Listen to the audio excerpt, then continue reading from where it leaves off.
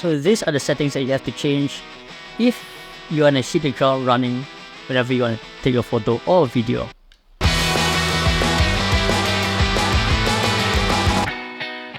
What I'm going to tell you guys in this video is the settings that you have to set in your ZV-E10. If you want to shoot fast, take an hour just to adjust all the settings because maybe you're new. And when you buy a small camera, you just want to make it speedy, you just want to take it out. Yep. First thing you do, obviously, go to your menu settings. The first thing that you need to do is obviously use your file format, just choose JPEG because you're not gonna spend a lot of time editing raw photos, right? Only use raw photos if you're specifically gonna get one shot that you are definitely gonna spend a lot of time editing. If not JPEG, it just works totally fine. Yeah, so JPEG quality extra fine. JPEG image size, yeah, large, aspect ratio 3.2, boring stuff. Just leave it as it is. First thing you need to do is to adjust your auto white balance setting, and then priority set in auto white balance. Normally it's going to be standard, and standard is honestly not going to be the best. Never ever use priority set in auto white balance ambience priority, no, because everything's going to be yellow. So make sure you set to auto white balance white priority. Very important. So picture profile, it doesn't matter, just leave it as standard. For me personally, I'm using log. I edit my photo, I just slap on my own personal log because normal standard is totally fine. You can honestly just leave it standard because when you take a photo, you're gonna change colors a bit, so just leave it as standard, it's totally fine. It's really up to you down the line if you wanna up the shadows and stuff in camera, which makes it easier for you to shoot. That actually comes after you actually use the camera for a while, and you're just gonna customize it yourself anyway. So for me personally, I'll just use S-Log 2. Some people actually use Cine 2 because at least the colors account there is a bit more muted and you can actually edit more stuff. For this video, just for the starting, just leave picture profile off. Soft skin effect, leave it off. That's all. It's not the best at this point of time. Maybe in the future cameras, this soft skin effect is going to be way better.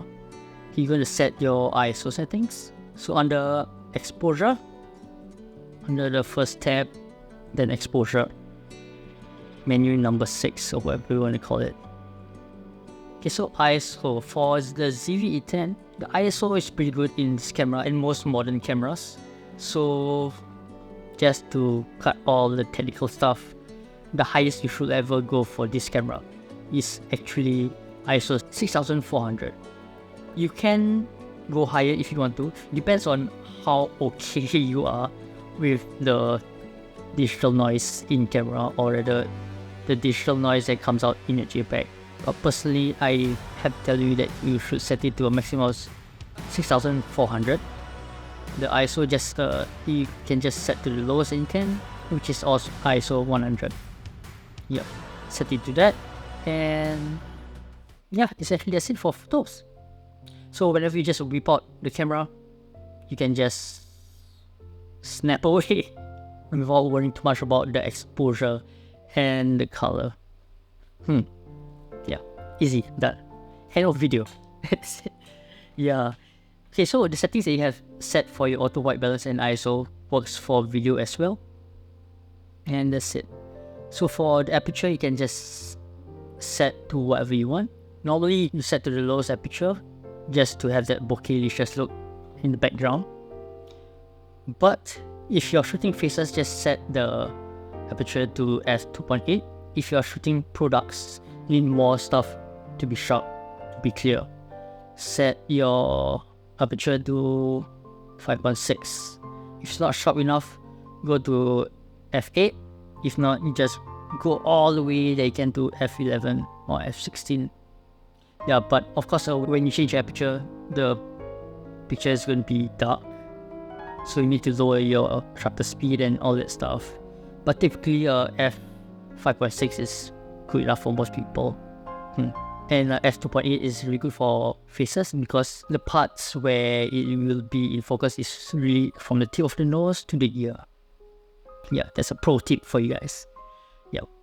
So if you're going to set to the lowest aperture, just make sure that it's going to be very shallow. Not everything is going to be sharp.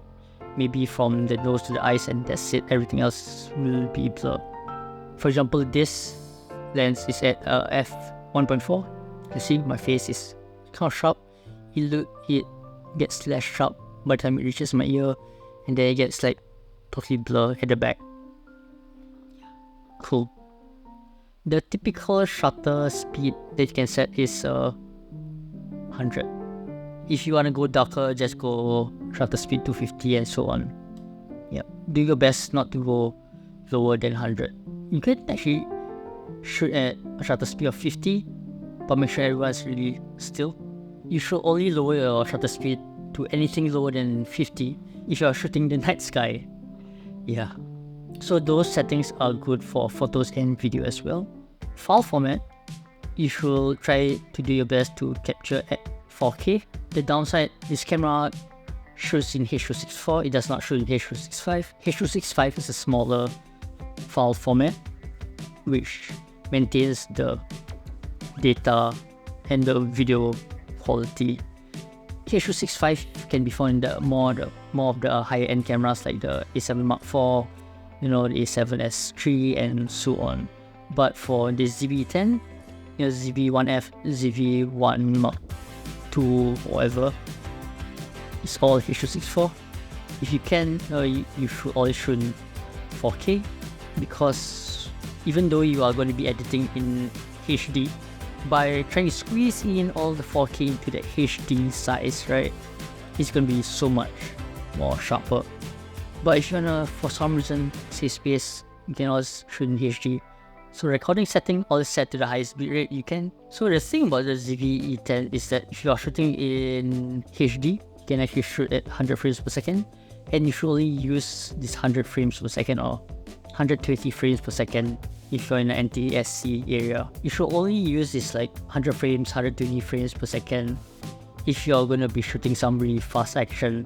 If not, then honestly 50p or rather 60p is going to be good enough for you if you're shooting HD.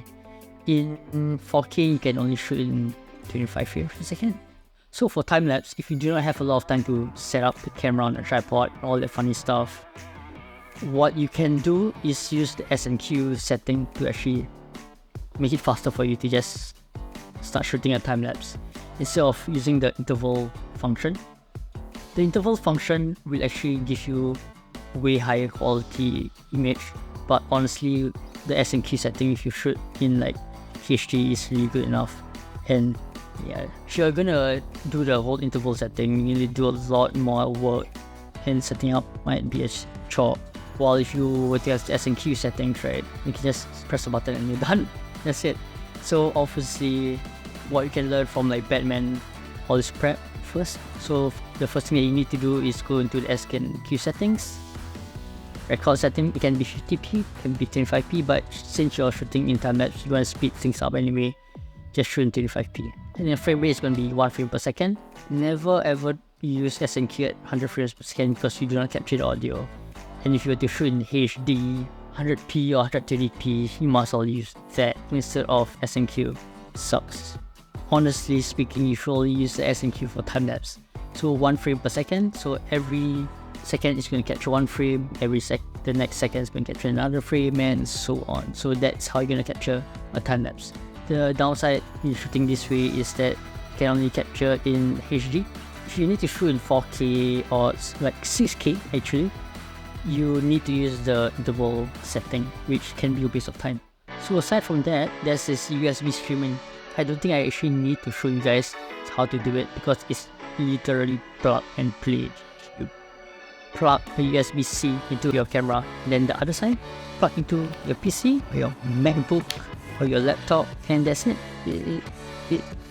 Just that. Then setting up your camera, and then in your Zoom or whatever, or OBS, just choose Sony ZV-E10 and you're done. That's it. It's so simple, you just plug and play and that's it. So I hope you found this very short video helpful. If you got any questions about the ZV-E10, like how to use certain things or how you want to do certain things, just leave your comment below. I will do my best to reply to it. Yeah. So thanks for watching all the way to the end right here, right now. do like the video and subscribe to the channel. See you guys.